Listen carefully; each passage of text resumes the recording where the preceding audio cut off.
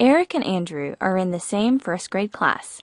Eric loves any activity that involves coloring, drawing, or illustrating. He spends all of his free time engaged in these sorts of activities, sometimes oblivious to other things going on in the classroom. Andrew, on the other hand, dislikes drawing and art and will avoid it at all costs. Both students are high achievers and good listeners, but they are motivated by completely different interests and activities. In the classroom, motivation drives many behaviors, and it is important to understand the importance of motivation in an educational environment. Motivation is described as a state that energizes, directs, and sustains behavior. Motivation involves goals and requires activity. Goals provide the impetus for and the direction of action, while action entails effort, persistence in order to sustain an activity for a long period of time. There are recognized indices of motivation that are important to be aware of. Indices typically place a value or quantity on an idea. In this case, we can understand the value or quantity of motivation for an individual by these 4 indices. The selection of a task under free choice conditions indicates motivation to perform the task. In our earlier example, Eric chose to engage in art activities during his free time.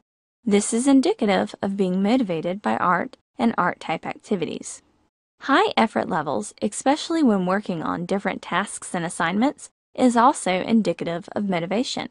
For example, if a student diligently works on a difficult algebra problem again and again, this would indicate a higher level of motivation towards math activities. Working for a longer period of time, especially after encountering numerous obstacles, is also associated with higher motivation. For example, John, a student in PE class, was unable to master jumping rope, but he chose to continue trying to jump rope during recess. This time on task indicates a high level of motivation towards mastering the activity of jumping rope. And finally, the level of achievement is affected by choice, effort, and persistence. The higher these indices, the higher the motivation, and the more likely task achievement will occur. In the classroom, educators should be aware of these indices in an effort to reinforce activities and interests that students already show an existing partiality for. There is an actual term for this. It's called situational motivation. Situational motivation is a phenomenon in which aspects of the immediate environment enhance motivation to learn particular things or behave in particular ways. Educators can do many things to create classroom environments that motivate students to learn and behave in ways that promote their long-term success. Motivation has several effects on students' learning and behavior. First, motivation directs behavior toward particular goals. Motivation determines the specific goals towards which people strive. Thus, it affects the choices students make. For example, whether to enroll in an art class or physics, whether to attend a school basketball game during the week, or complete an assignment that's due the next day. Motivation also leads to increased effort and energy. Motivation determines whether a student will pursue a task, even a difficult one, with enthusiasm or lackluster. Motivation increases the initiation and persistence of activities. In our first example, Eric continued with art-type activities in his free time, and he also tried to perform these type of activities in relation to his other assignments. Motivation will increase students' time on task and is also an important factor affecting their learning and achievement. Motivation enhances cognitive processing. Motivation actually affects what and how information is processed, because motivated students are more likely to pay attention and try to understand the material instead of simply going through the motions of learning in a superficial manner.